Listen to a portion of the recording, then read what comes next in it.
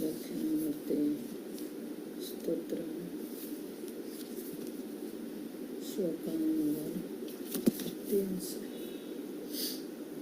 यस्यैव स्फुरणं सदात्मकमसत् कल्पार्थकं भासते साक्षात् तत्त्वमसीति वेदवचसा यो बोधयत्याश्रितान्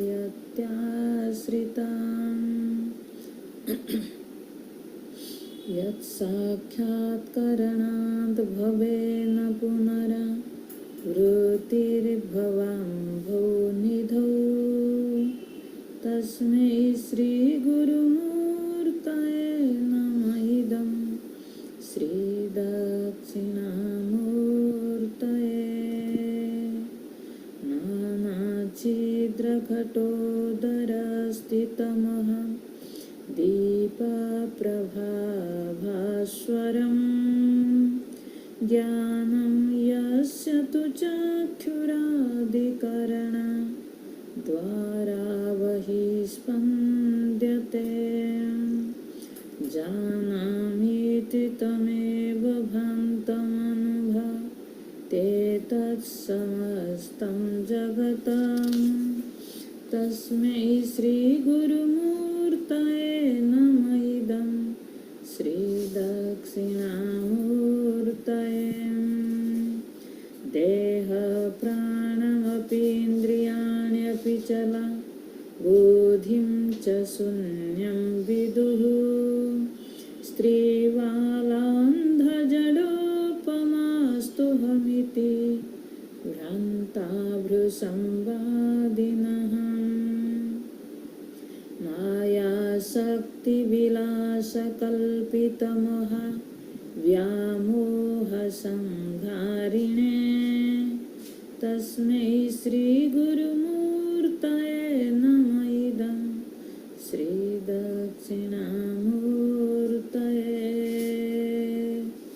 श्रीदक्षिणामूर्तये।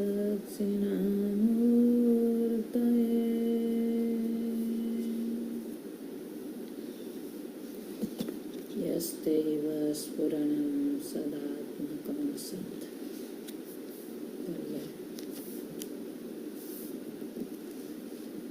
सत्ता जो जगत में दिख रहा है, सत्ता जो भास रहा है, हम लोग ने उसको भासमान नहीं विद्यमान रूप में स्वीकार कर बैठे।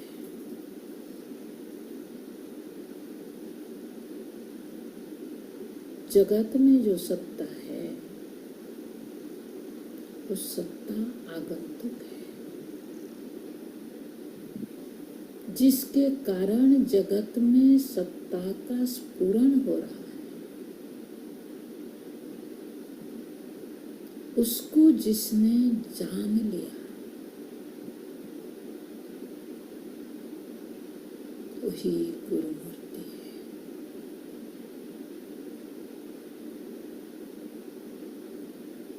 जो जगत का अधिष्ठान है, भासमान मतलब क्या? अध्यस्त है। जिसने अपना विचार बल से इस बात को समझ लिया कि जगत में जो सत्ता प्राप्त हो रहा है वो मुझसे है। मेरा सत्ता ही जगत में भाषित हो रहा है। जगत का स्वयं सत्ता नहीं है, इसीलिए वो असत है। असत मतलब ना जगत पहले कभी था, ना जगत आगे कभी रहेगा, ना जिस समय दिख रहा है तभी भी है। जिसको तुम जगत जगत पुकार रहे हो उस सत्ता मात्र है। वो जो नाम रूप अभी जो आपको आभास हो रहा है, उसके पहले वो नाम रूप था नहीं, बाद में रहेगा नहीं। जब भी दिख रहा है तभी भी है भी नहीं कह सकते। क्यों? उस समय भी निरंतर क्षण प्रध्वंसी हो रहा है, क्षण क्षण में बदल रहा है। वृक्ष के पत्ते को देखो, जब वृक्ष नहीं था तब पत्ता कहाँ है? हमको लगता नहीं है, जैसे स्थिर लगता है। इसीलिए तो कहा जायते गच्छति तिष्ठति व तिष्ठति, मतलब स्थिर जैसा लगता है जगत, लेकिन जगत स्थिर नहीं है। जो वस्तु स्थिरता नहीं है उसको आप जगत है ऐसे कैसे कह सकते?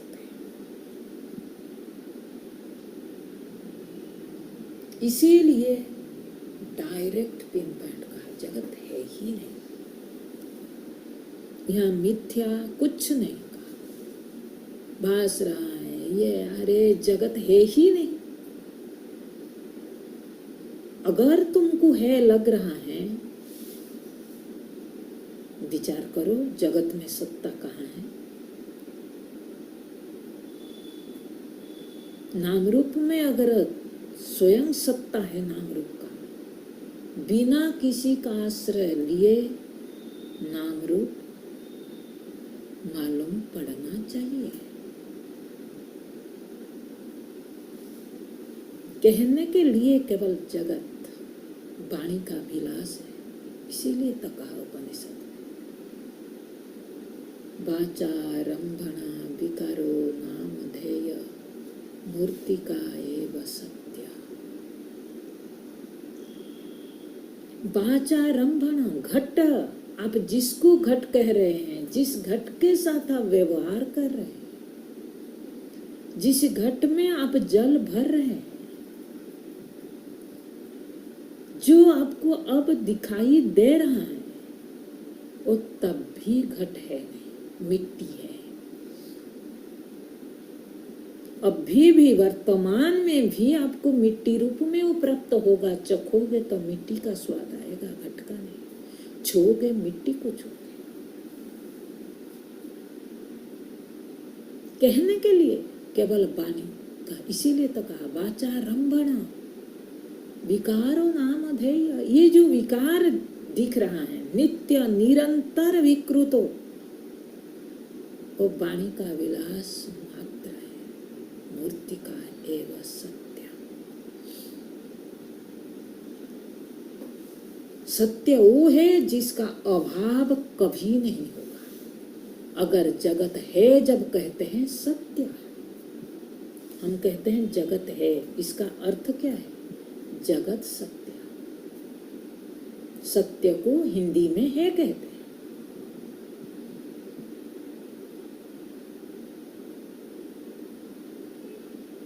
जगत सत्य है क्या? अगर कोई कहे नहीं नहीं हमको तो पता है जगत मिथ्या है, कोई भी मिथ्या वस्तु के प्रति कोई आकर्षित नहीं होगा। मिथ्या वस्तु को कोई बनाई रखने का इच्छा किसी के अंदर नहीं होगी। मिथ्या वस्तु के साथ संबंध बनाने के लिए कभी इच्छा नहीं होगी। आप स्वप्न में कितना भी सुंदर नारी देखा या पुरुष देखा, कोई कहेगा मैं स्वप्न में देखा हुआ नारी मुझे बहुत पसंद है, मैं उसको शादी करूं? कहेगा? नहीं कहेगा। क्यों? वो जानता है वो मिथ्या है। हमारा प्रवृत्ति इतना होता है, कभी आपने विचार किया इस पर? प्रवृत्ति क्यों हो रहा है? जगत में सत्य बुद्धि के कारण प्रवृत्ति हो रहा है। अगर जगत में सत्य बुद्धि नहीं होता, हम उसके प्रति प्रवृत्ति नहीं होता। जैसे मैंने कहा, स्वप्न में कितना सुंदर भोजन आप देखो, जागृत का कोई भी व्यक्ति स्वप्न भोजन को प्राप्त करने के लिए प्रवृत्त नहीं होगी।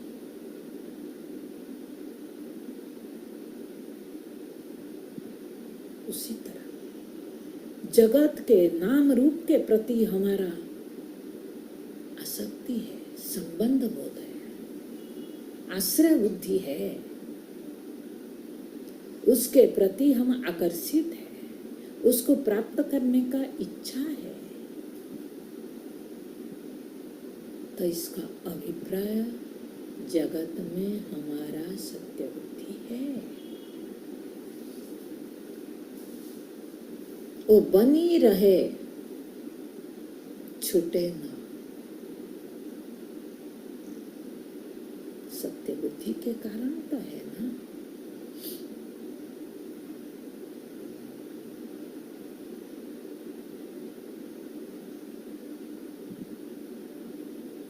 इसीलिए कह रहे हैं, उस जगत को असत रूप में जानो। और असत क्यों है, ये बात भी सिद्ध करती कि जगत पहले था क्या?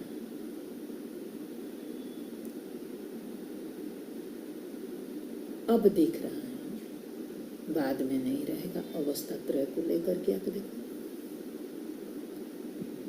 गाढ़ निद्रा में जगत था, दिखाई दे रहा था आपको?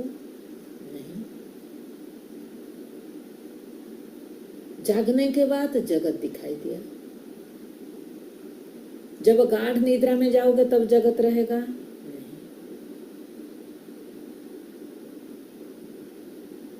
जब जगत का स्थिति ऐसी ही है, कभी व्यक्त कभी अव्यक्त, तो उसको हम है कैसे कह सकते हैं?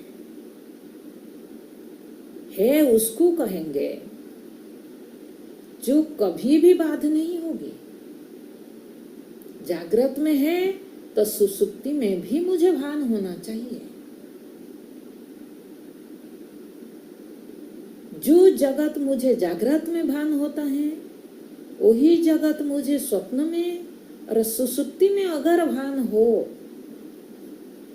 वैसा को वैसा, तब मैं कहूँ जगत है।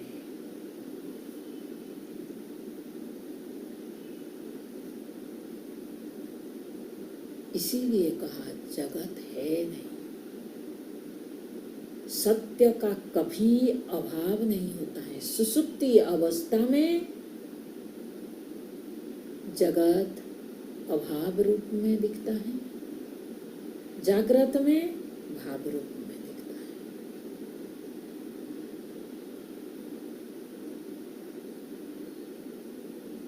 इसीलिए वो असत है। व्यवहार काल में भाव रूप में, व्यवहार खत्म हुआ अभाव रूप में, इसलिए असत है। लेकिन सत्तावान क्यों दिख रहा है? बोले क्योंकि जो असत वस्तु है वो आपको सत्यवत प्रतीति हो रहा है, क्योंकि वो जगत जगत में नहीं है। जगत जिसमें दिख रहा है वो सत्य है।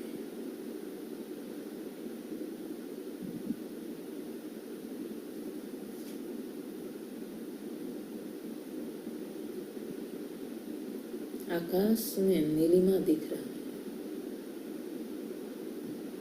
जैसे आकाश नीलिमा का स्थिति है, वैसे जगत और आत्मशक्ति सत्ता का स्थिति है।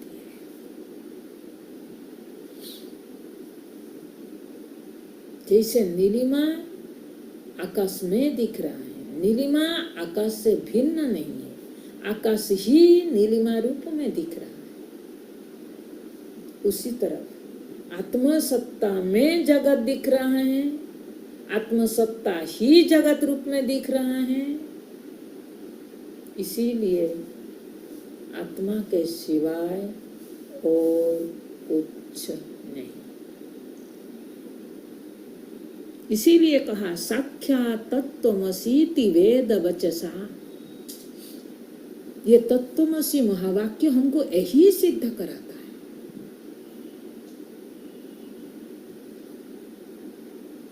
दोनों में एक ही सत्ता है। कभी भासमान रूप में दिख रहा है, आपका दर्शन करने का विपरीत है। दर्शन आपने कर रहे हैं, जहां करना चाहिए वहां नहीं कर रहे।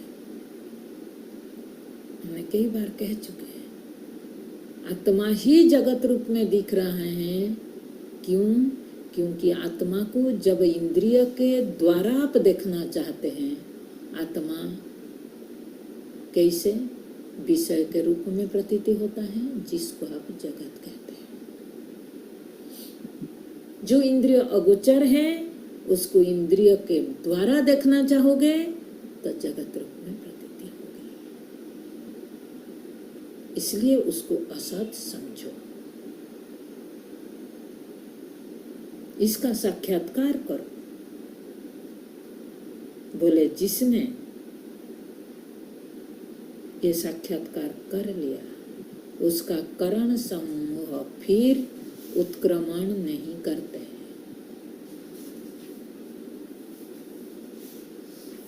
शरीर दर शरीर करण यहाँ शांत हो जाते हैं, फिर उनको दोबारा शरीर धारण करना नहीं पड़ता है। इस बात को जो जानता है और वो जो जनाने में समर्थ है, ऐसे सद्गुरु को हम बार बार नहीं करते। ये सत्य का व्याख्या यहाँ किया कि जगत में जो सत्ता है वो आगंतुक है, स्वाभाविक नहीं है। इसलिए वो जगत का नहीं है, तुम्हारा है। ये बात इस श्लोक में बताया। अब चौथा श्लोक में बोलते हैं, नाना छिद्र घटोदर स्थितमः प्रदीप प्रभाभास्वरम् ज्ञानं यस्य तु चक्षुरादिकरण द्वारा बहिः स्पन्द्यते जानामीति तमेव भान्तमनुभते तत्समस्तं जगत् तस्मै श्रीगुरुमूर्तये नमः इदम् श्री दक्षिणामूर्तये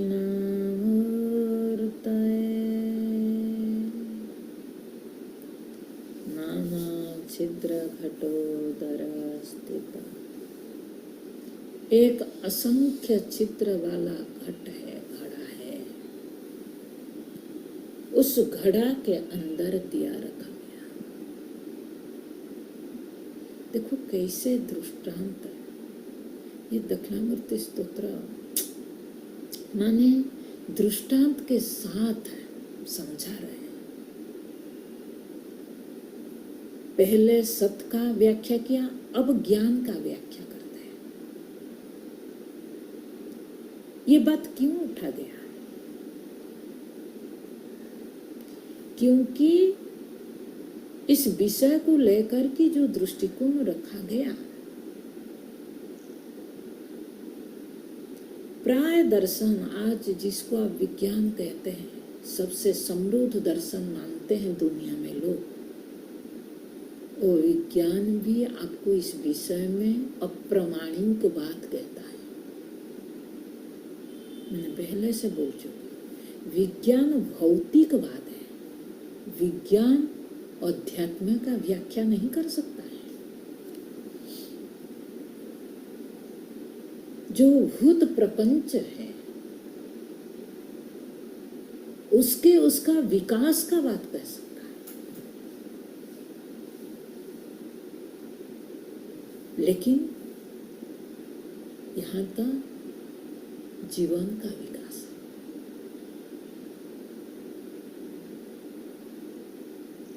इसीलिए उन लोगों को ज्ञान को लेकर के जिस तरफ से व्याख्या करते हैं, उनके दृष्टि में तो मस्तिष्क को तो मन कहते हैं विज्ञान का,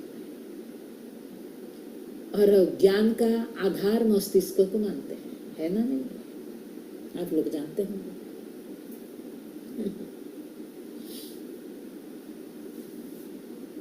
इसीलिए हमारा अभ्यास पड़ा है, हमारा हाथ तुरंत दिमाग में चला जाता है।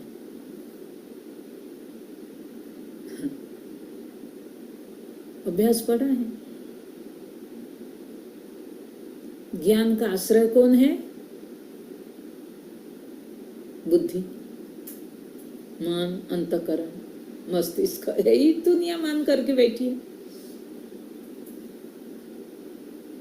ज्ञान को हमने सीमित रख दिया।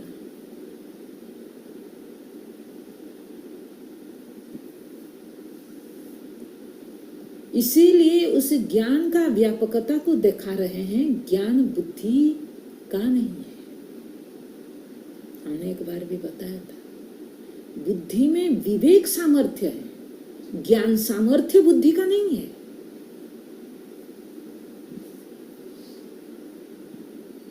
विचार करने का सामर्थ्य, लेकिन बिना ज्ञान के आश्रय में विचार किसका करोगे?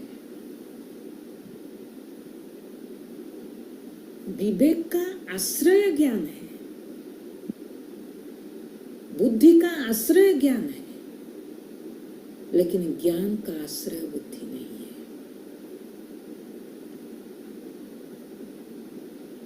आप ज्ञानेंद्रिय कहते हैं। जिस ज्ञानेंद्रिय में आप ज्ञान का संज्ञा देते हैं, वो ज्ञानेंद्रिय में जो ज्ञान है वो ज्ञानेंद्रिय का नहीं है। उसमें जो ज्ञान है वो आगंतुक है, आया हुआ है। जैसे दृष्टांत दिया, जैसे एक छिद्र, असंख्य छिद्र वाला घड़ा के अंदर एक दिया रखा जाए, एक प्रकाशित दिया, प्रज्वलित दिया, महादीप प्रभा भास्वरम, प्रकाशित दिया को नाना छिद्र वाला एक घड़े के अंदर रख दिया जाए, उसका जो प्रभा है, उसका जो किरणें हैं, प्रकाश का किरणें छिद्र के माध्यम से दिखाई देता है।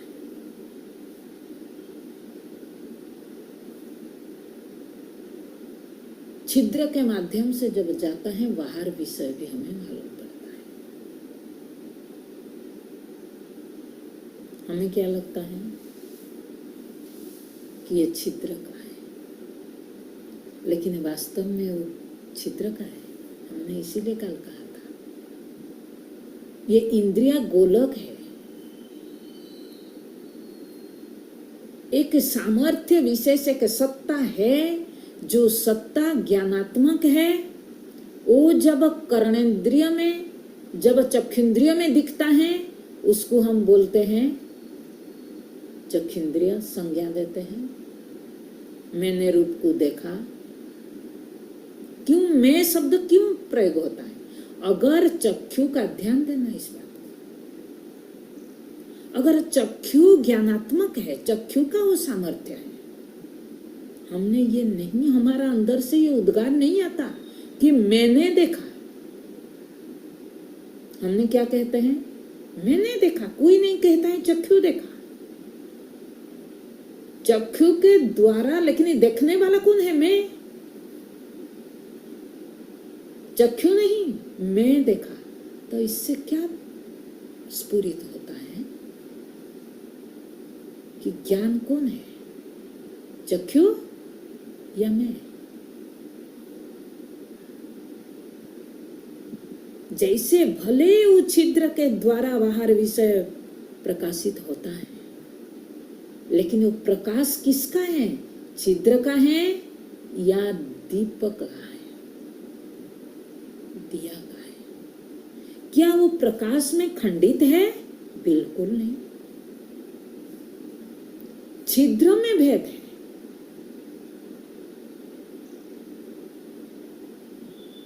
लेकिन प्रकाश में भेद नहीं है।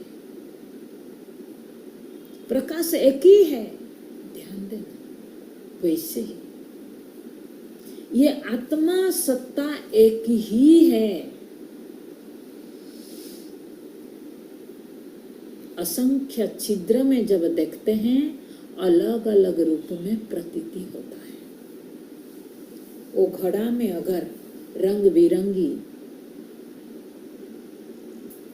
कागज लगा दोगे हर छिद्र के सामने, किसी छिद्र पीला जिसमें लगा हुआ पीला कलर दिखेगा प्रकाश, ग्रीन पेपर लगा तो ग्रीन दिखेगी, येलो लगाया तो येलो दिखेगा। जैसे आपने लगाया उसी के अनुसार दिखेगा, लेकिन प्रकाश ग्रीन येलो ऐसा है क्या? नहीं है ना। हम जब वो प्रकाश को छिद्र के माध्यम से देखते हैं,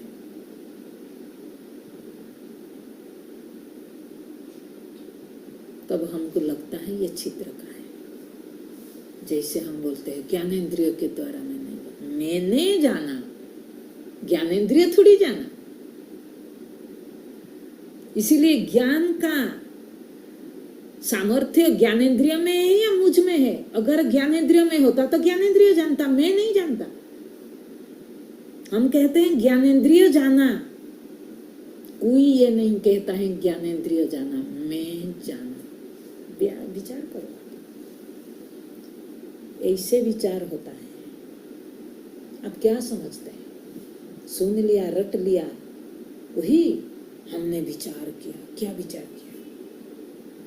कोई सुनी सुनाई बात, कभी पुराना सुनी सुनाई बात को प्रकट कर देते, बोले कि मैं आज बैठ करके विचार कर रहा था, मेरे विचार में ये आया। ये विचार नहीं, विचार ऐसे होता है, जिसको विवेक कहते हैं। विवेक का क्षेत्र है आप स्वयं देहाभिमान से लेकर के, इसी के अंदर मैं अपने जीवन का बात बोलूं। मैंने कभी विचार, क्योंकि जगत को लेकर के कर नहीं सकते हैं आप। अपने वृत्ति को लेकर के कर सकते हैं, इंद्रिय का व्यवहार को लेकर के कर सकते हैं। श्रुति क्या बता रहे हैं? हम जाते हैं विचार करने के लिए किधर? वो पेड़ पौधा, नद नदी और रास्ता में जो चलने वाला लोग है, उसी को लेकर के, उसको कभी विचार नहीं होता है, वो अवधारणाएं बनती है। आज तक मैंने बहुत लोगों से सुनती, विचार लोग कहते हैं, शब्द प्रयोग करते हैं, लेकिन विचार शब्द को बहुत लोग समझा ही नहीं।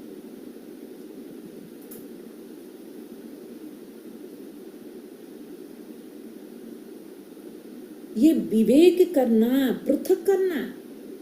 एक व्यवहार हम हो रहा है, मैं रूप को देखा, एक व्यवहार हो रहा है, इसमें पृथक करना। कौन देख रहा है? जिसके माध्यम से देख रहा है, जो देख रहा है, तो माध्यम का, वो माध्यम जो है वो साधन है। साधन ज्ञानात्मक है या जो देख रहा है देखने वाला ज्ञानात्मक है? देखने वाला ज्ञानात्मक है, जो बात हमने अभी कहा। अगर चक्षु के द्वारा ज्ञान होता, हम कहते हैं चक्षु को ज्ञान हुआ, मेरे चक्षु को ज्ञान हुआ, यही तो कहते हैं। हम ये नहीं कहते हैं मुझे मालूम हुआ।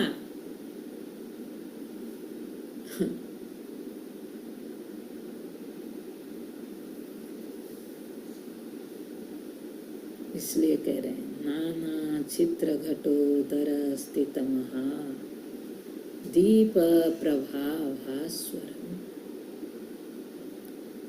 जैसे नाना छिद्र में एक छिद्र वाला घड़ा के अंदर प्रकाशित दिया, वैसे ही ये शरीर रूपी घड़ा में अनेक छिद्र हैं। नवद्वारे पूरे देह छिद्र हैं। जैसे वो छिद्र में दिखने वाला प्रकाश दिया का है, छिद्र का नहीं है, वैसे ही ज्ञानम यस्य तु चक्षुरादिकरण द्वारा वही स्पंद्यते, वैसे ही आप बाहर विषय का ज्ञान आपको होता है, स्पंदित वही बाहर जाता है।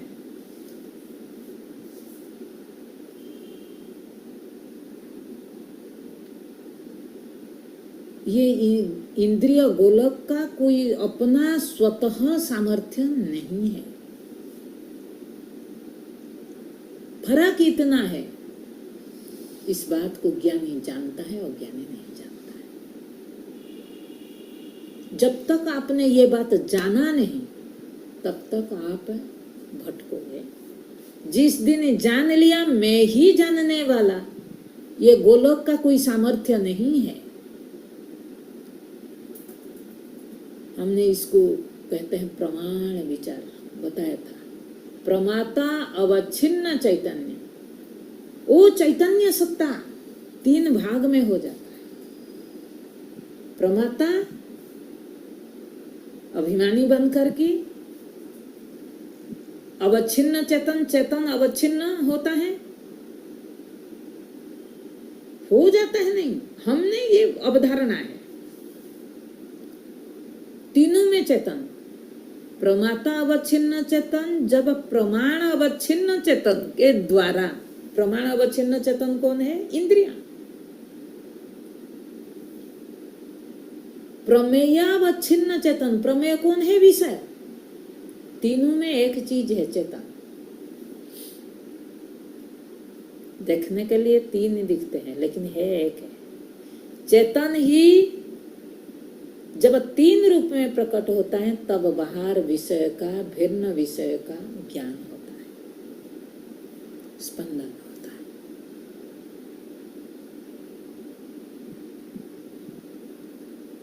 लेकिन तीनों में अगर चेतन है, चेतन तीन है क्या? एक ही होगा ना।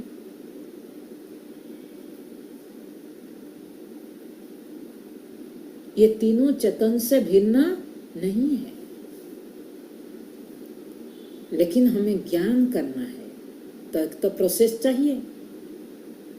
जैसे हमने कहा दूध में घी है, पहले से है, लेकिन डायरेक्ट दूध से तो घी निकाल नहीं सकते। चेतन सर्वत्र है, प्रमेय में भी है, प्रमाता में भी है, प्रमाण में भी है।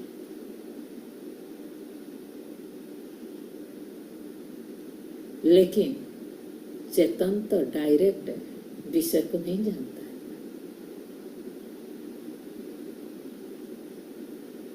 वो बाहर विषय का ज्ञान करने के लिए आपको इस माध्यम से जाना पड़ता है। लेकिन हमको ये जानना चाहिए, मैं ही ज्ञान ही तीन रूप में प्रतीति होकर के बाहर विषय को ज्ञान करता है। लेकिन सबका आश्रय ज्ञान ही है, चेतन ही है।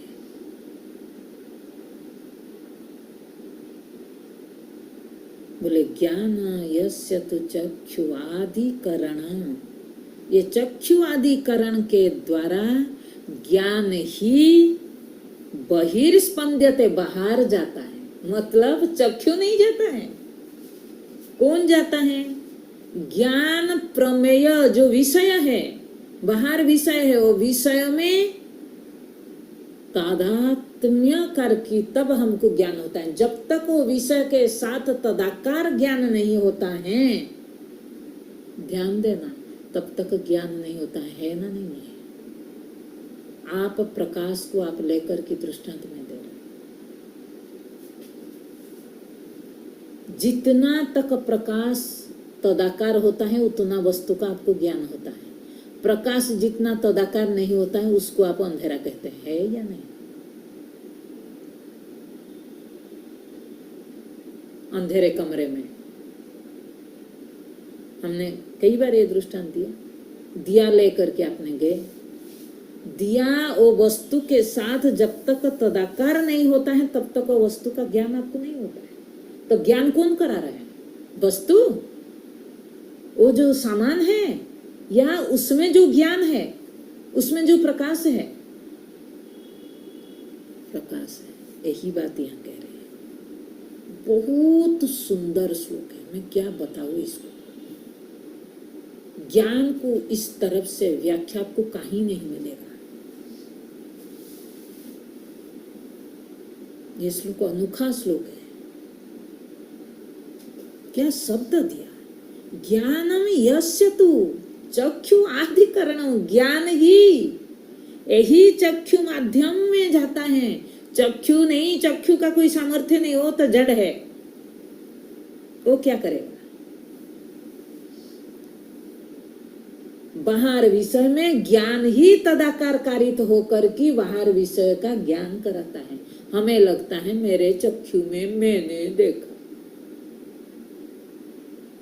चक्षु में वो ऐसे को ऐसे रहता है। ज्ञान जाता है फिर ज्ञान आता है, ज्ञान ऐसे ही नाटक करता है। ज्ञान का खेल है, किसी का नहीं। इसीलिए बोले जगत जिसको आप कह रहे हो क्या है? ज्ञान का स्फुरणा है, ज्ञान का स्फूर्ति है।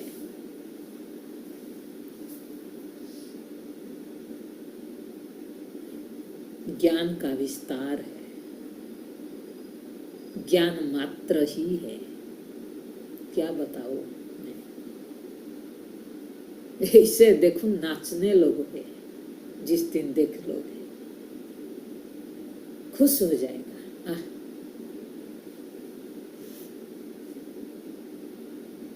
ज्ञान ही ज्ञान है। हम देख नहीं पाते हैं, आज तक हमारा बुद्धि में यह है, ज्ञान का आश्रय अंतःकरण बुद्धि है। यही विडंबना है हमारा।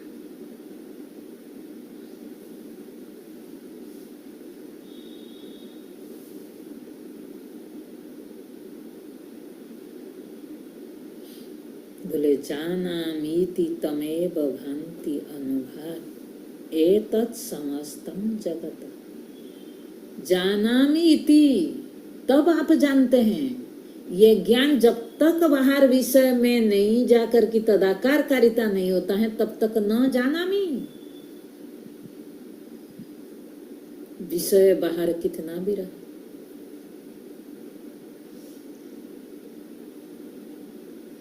तम एव अनुभाति, अनुपश्चात, उसके पश्चात है उस विषय का ज्ञान अनुभाति, भाति भान होता है। बोले एतत् समस्तम जगत, ये सारे के सारे जगत का स्थिति ऐसा ही है। मतलब क्या कहना चाहते हैं? बोले जगत में जो ज्ञान दिखता है वो भी आगंतुक है। पहले श्लोक में क्या कहा? जगत में जो सत्ता दिखता है वो आगंतुक है। आगंतुक में क्या? सानिध्यता के कारण। जैसे जल का सानिध्य अग्नि के साथ होने पर जल गर्म होता है, और जल डायरेक्ट तो अग्नि में सानिध्य नहीं करता है। सानिध्य के लिए एक पात्र चाहिए, समझ रहे हैं ना? उसी तरह यहाँ भी सानिध्यता डायरेक्ट नहीं होगा, कि पात्र चाहिए, देह रूपी पात्र। वहां से हटा दो देह पात्र को, वहां से हटा दो, देखो मृत शरीर, और क्या? जड़, कुछ नहीं।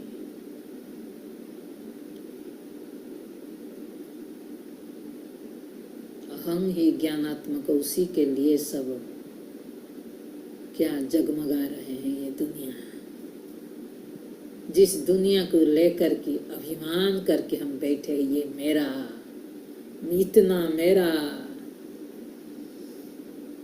समझ रहे हैं? अरे जिसके ज्ञान में वो जगमगा रहे हैं ना, वो तुम हो, उसका महिमा गान करो। जानामीति तमेव भान्ति अनुभाति एतत् समस्तं जगत। एतत् समस्तं जगत, सारे के सारे जगत तब मालूम पड़ता है जिसके जानने से सब कुछ मालूम पड़ता है। इसीलिए कहते हैं न तत्र सूर्यो भाति न चंद्र तारकम नेमा विद्युतो भान्ति कुतोऽयम् अग्निः तमेव भान्त अनुभाति सर्वम तस्य भाषा सर्वमिदं विभाति। भाषा मतलब यहाँ भाषा नहीं कहना, भाषा, सा ओ, भा मतलब प्रकाश। भाषा मतलब ये मत बोलना कि ये जो कोई कहने का वाला भाषा ना, जिसके प्रकाश में सूर्य चंद्रमा से लेकर के जितना प्रकाशित वस्तु, वो स्वयं प्रकाश नहीं है पर प्रकाश है। स्वयं प्रकाश तो मैं। सबको जानने के लिए, सूर्य को भी जानने के लिए मेरा जरूरत है, लेकिन मुझे जानने के लिए सूर्य का जरूरत नहीं है। इसीलिए मैं प्रकाश स्वरूप, ज्ञान स्वरूप, चैतन्य स्वरूप, मेरे स्वरूप को जानो। ऐसे एक प्रकाश, ऐसे एक चेतना जिसके बिना कुछ नहीं हो सकता है, कुछ नहीं जाना जा सकता है, कुछ नहीं मालूम पड़ सकता है। जिसने इस बात को जानता है, तस्मै श्री गुरुमूर्तये नमः इदं श्री दक्षिणामूर्तये। जो इस बात को जानता है, ऐसे दक्ष समर्थ गुरु को बार बार नमन करता है, बार बार कृतज्ञता ज्ञापन करता हूं, जिसने जीवन दिया, ऐसे जीवन दिया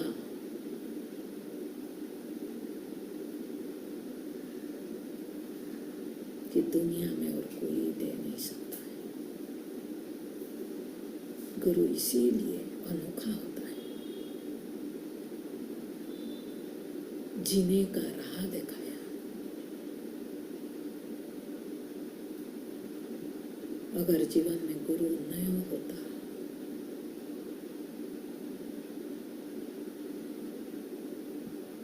तो आज तक ये शरीर में नहीं रहता। कठिन से कठिनतम परिस्थिति में जब तक इस दृष्टि प्राप्त नहीं होता है, उस परिस्थिति में जीना सहज नहीं हो सकता है। इसीलिए तो वास्तव में जीवन में अगर सखा कोई है ना, गुरु ही है। गुरु शिष्य का जो संबंध है, जो स्वयं इस बात को जानता है और जनाने में समर्थ है, वो जहां खड़े हैं शिष्य को वहां पर खड़ा कर देता है। तुम्हारा और मेरे अंदर कोई भेद नहीं है, इस बात को जो दिखा देता है, वो गुरु को सत सत नमन। ओम तत्सत। ओम पूर्णमद पूर्णमिदं पूर्णम्